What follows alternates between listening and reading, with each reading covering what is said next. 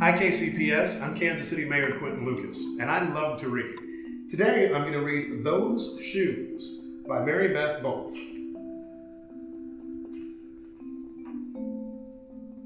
I have dreams about those shoes, black high tops, 2 white stripes. Grandma, I want them. There's no room for want around here, just need, Grandma says. And what you need are new boots for winter. Brandon T. comes to school in those shoes. He says he's the fastest runner now. Not me. I was always the fastest before those shoes came along. Nate comes to school in those shoes. Antonio and I count how many times Nate goes to the bathroom. 7 times in one day, just so he can walk up and down the hall with those real slow, nice shoes. Next, Al and Jacoby and Terrence each get a pair of those shoes. Then one day, in the middle of kickball, one of my shoes comes apart. Looks like you could use a new pair, Jeremy, Mr. Alfrey, the school counselor says. He brings out a box of shoes and the other stuff he has for kids who need things. He helps me find the only shoes that are my size, Velcro, like the ones my little cousin Marshall wears. They have an animal on them from a cartoon I don't think any kid has ever watched. When I come back to the classroom, Alan Jacoby takes one look at my Mr. Alfrey shoes and laughs, and so do Terrence and Brandon and everyone else. The only kid not laughing is Antonio Parker. At home, Grandma says, "How kind of Mr. Alfrey." I nod and turn my back. I'm not going to cry about my dumb shoes. But when I'm writing my spelling words later, every word looks like shoes. And my grip is so tight on my pencil, I think it might bust. On Saturday, Grandma says, "Let's check out those shoes you're wanting so much. I got a little bit of money set aside. Might not be enough, but you never know." At the shoe store, Grandma turns those shoes over so she can check the price. When she sees it, she sits down heavy. "Maybe they wrote it down wrong," she says. Grandma shakes her head. Then I remember the thrift shops. What if there's a rich kid who outgrew his or got 2 pairs for Christmas and had to give one of them away?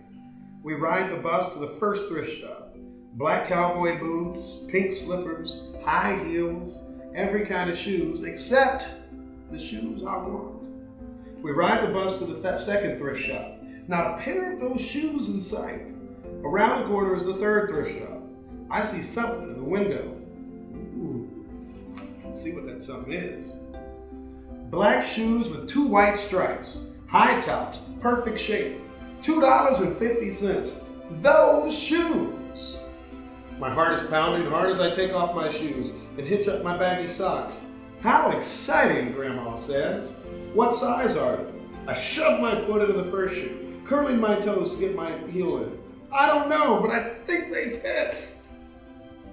Grandma kneels on the floor and feels for my toes at the end of the shoe. "Oh, Jeremy, I can't spend good money on shoes that don't fit." I pull the other shoe on and try to walk around. "They're okay," I say, holding my breath and praying that my toes will fall off right then and there. But my toes don't fall off.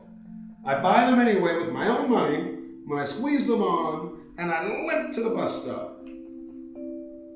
At home, a few days later, Grandma puts a new pair of snow boots in my closet and doesn't say a word about my 2 big feet shuffling around in my 2 small shoes. Sometimes shoes stretch, I say.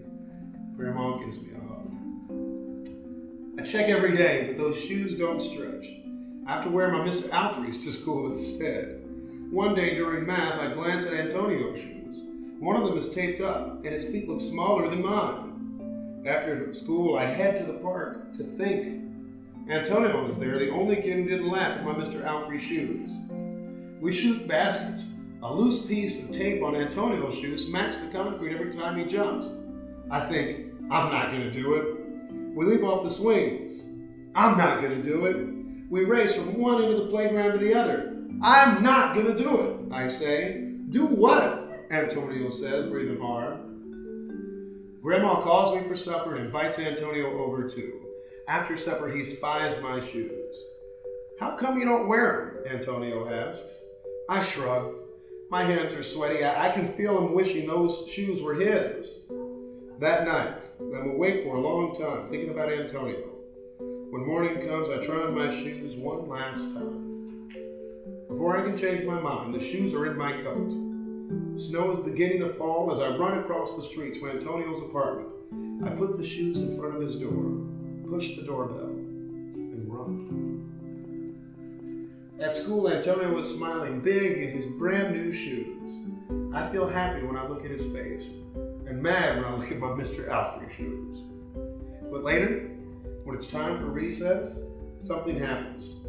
Everywhere there's snow. "Leave your shoes in the hall and change into your boots," the teacher announces. "Leave your shoes in the hall." It's then I remember what I have in my backpack. New boots. New black boots that no kid has ever worn before. Standing in line to go to recess, Antonio leans forward and says, "Thanks." I smile and give him a nudge. Let's race. The end. Enjoy reading. Bye-bye, everybody.